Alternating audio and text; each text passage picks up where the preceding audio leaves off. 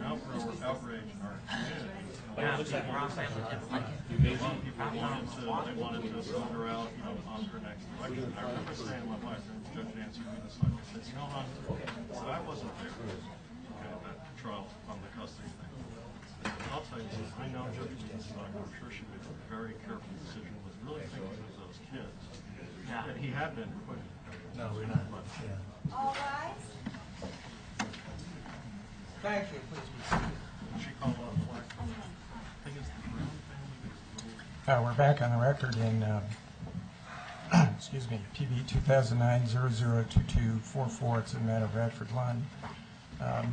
Counselor present, Mr. Divins. Your Honor, we asked Charlie a minute ago whether you had had the opportunity to review Jeff Shumway and Sandra Slayton's response to the court's November 1, 2010 order to show cause, which was filed yesterday. I was informed that you had not received it. We just gave her a copy. Without repeating the things that are in there, I, of course, adopt, for purposes of our argument, the things that are stated there. Have you had the chance to review it? I just glanced at it. I haven't really read it. It's a lot of what Mr. Siegel said. And I think as a topical area, I would agree with you in that respect. And for reasons that I'll tell you in a few minutes, I'm not accepting that. And plus, I don't think this joint litigation agreement is a basis to prevent the court from determining who the culprits are and determining whether there was a joint agreement essentially to abuse the discovery process. So, may I make my remarks and then yeah, just a second. And then follow that up? So again, I'm not asking for communications. All I want to find out is if the attorneys participated as part of this joint litigation agreement in issuing this subpoena. And if they tell me they didn't, they're free to leave the court today. And I think I can advance the ball on that, but let me make a record, please, for our clients, because these matters, as I know you appreciate, are serious. First of all, to the extent you have questions of either of my clients about Mr. Siegelbaum and their communications, you're free to ask. I understand there have been multiple communications beyond those that have even been shared to date, and that's fair game for you to inquire about. Second, it would be useful to us as a matter of advising our clients and as a matter of due process to have some understanding of what it is about the subpoena that the court finds offensive. I don't know if it's the timing. I don't know if it's the breadth. I don't know if maybe there's some history that goes with it, of which I'm unaware. But I invite that conversation. We note that there has been no objection whatsoever from other good lawyers in the Petitioner's Council upon seeing the subpoena, having it marinate for days between us, and no phone call of, oh my gosh, what kind of subpoena is this? We would offer that to your Oh, I got that from Dr. Wilson. Judicial notice. I know the court is mindful that in the ordinary course, communications between lawyers and their clients, communications between inquiries into work product and confidentiality are all things that we have an obligation professionally to preserve under ER 1.6. That said, my clients have authorized me to provide you with some information there. If the question from the court is, did my clients participate in discussions about this issuance of the subpoena before the issuance of the subpoena, the answer is yes.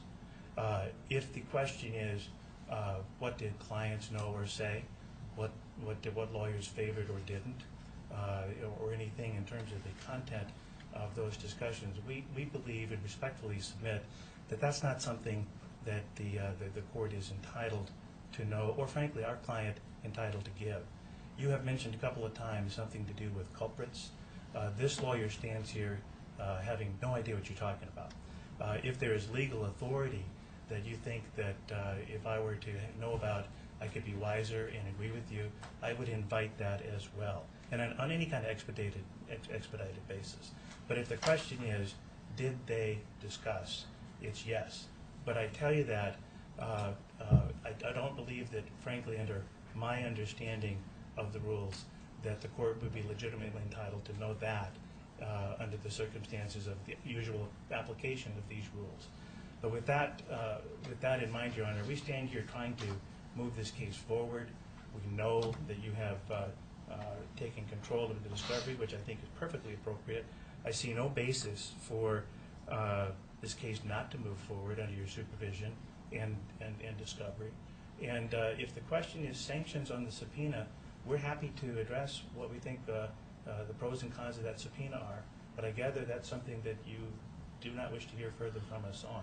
Am I correct? Well, if it's the same argument as Mr. Siegel, I don't think I need to hear it for a second time. Having stated that Ms. Slayton and Mr. Shumway participated in this issuance of this subpoena, you can tell me why I shouldn't sanction. Well, what I said, Your Honor, was that they participated in discussions about the subpoena before it was issued. Well, if this was a product of this joint litigation agreement between all of these attorneys, then they're subject to sanctions. And if you want to tell me why they shouldn't be sanctioned, you can tell me. Well, I think, as you'll see in the piece we put together last night, we do address that question. And without just assume for the moment, for purposes of argument, that there was some kind of joint discussion about it, without inquiring behind the veil of whether there was or not. In our view, simply asking for 5 years of any expert, court-appointed or otherwise, record with respect to testimony on an important key issue is not facially inappropriate. Oh, I disagree with you. Well, I'll tell you why. And I respect that you can't. I will tell you, as a practitioner, 5 years is a fairly common place to start, because you don't know, at least from my perspective, whether there's been 10 to 220 different such reports. Not in this kind of case. Well, It may be if you had an engineer that was opining about bridge construction or something, what his or her opinions are in other cases about similar bridges. It's nothing like this. This was so over the top. I would have quashed this subpoena in a minute, because, and I'll make some findings here. No, I understand. If I impose sanctions, I'll make the findings I need to make. But again, I think this, from what I've seen so far, was a clear, gross abuse of the discovery process. And unless you can give me some good reason why the lawyers, as part of this joint litigation agreement, shouldn't be sanctioned, I'm going to sanction them. Well, if the concern is what the individual lawyers knew about the background of Dr. Wilson before any discussions about the subpoena, to my mind, I'd like to consult with my clients, but that sounds like fair game, because it's not a discussion, as long as it doesn't come from the discussions. But I'm not sure from what you're telling me whether that is your concern. I mean, if a lawyer who knew that there were 700, you're saying me that are you presuming that? I'm not presuming anything. I looked at this subpoena and read Dr. Wilson's letter and concluded that this was an abuse of the discovery process. Even if you'd ask about an opinion in another case, it's collateral. The opinions that she renders or would have rendered in this case should have been the focus. For example, suppose she rendered an opinion that someone wasn't subject to a guardianship or shouldn't be subject to a guardianship in another case. What are we going to do? Engage in all kinds of discovery about that case too? Get into the medical history of that person to determine whether her opinion is right?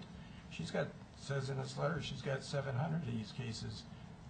Asking Mr. Boyle, he could have told you that she's been in this arena for 20 years or more. I don't know. She probably has thousands of cases. Yeah. What were we going to do? Get into the background of every case to determine whether her opinion was correct or not?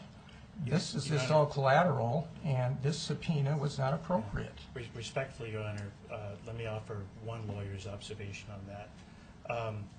I think that in most courts, in most expert situations, including this one, it would be relevant whether in each of those, whether it's 20, 10, 700, or whatever, Are there 700 in a row on one side of the issue?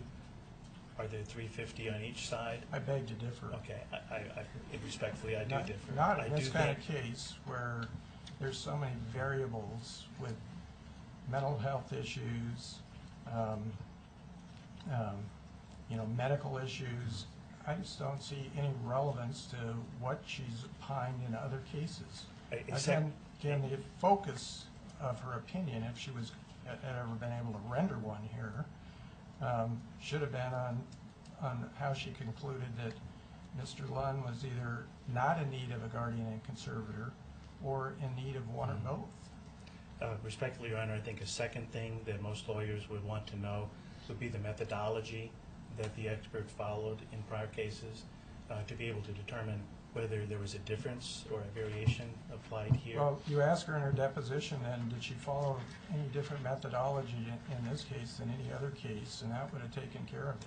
Well, wouldn't You the didn't lawyer need be this? entitled to test that, Your Honor? I don't think so. Not with this kind of subpoena where you're asking for potentially privileged documents.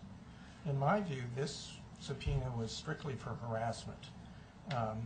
And to get us back to again for delay, to try to disqualify her, and get me to appoint the physicians that they wanted.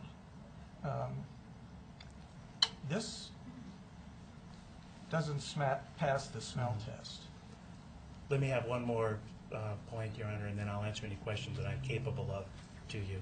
I think that from, again, this lawyer's perspective, particularly dealing with somebody who has 700 such cases in her background, a subpoena that is overbroad should not be the cause for alarm. It should be a cause for, boy, I'm not going to do that. Is there some kind of discovery that we can't agree on that would be less and meet both needs? That just wasn't done here. And I don't know Dr. Wilson. I'm not trying to say she's right or wrong. In my experience, it would be totally unusual for an expert who knows they're going to be cross-examined to say, whoa, don't ask me any questions about what I've done before. And if that's part of the court's reasoning in terms of the impropriety, I would beg respectfully to differ. Before I sit down, let me just confer with my colleagues here to make sure that I've done them justice.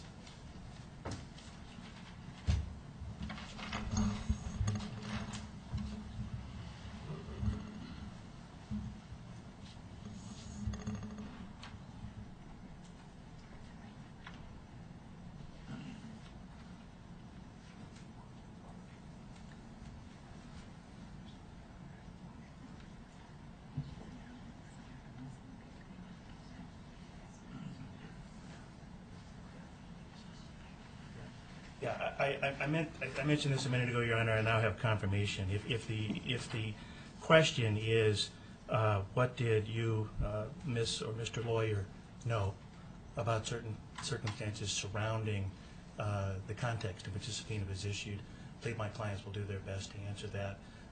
What they will protect, I believe, because it is their responsibility, is the line on the attorney-client privilege and the work product. I've got what I need.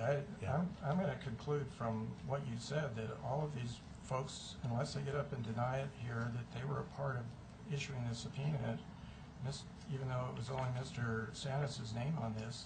If they want to stand up here and under oath tell me they had played no part in issuing this, shouldn't be sanctioned because they didn't want this thing issued, again, that's their option.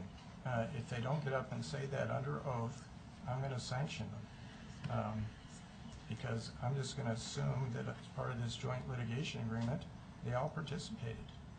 We understand your position. We hear the court. We respect it. We have submitted our objections in writing and orally. And unless you have further questions of this lawyer, I will sit down. All right. Thank you, Mr. Bibbins. I appreciate it. Mr. Borges? Yes, sir. It's customary when the court addresses you to stand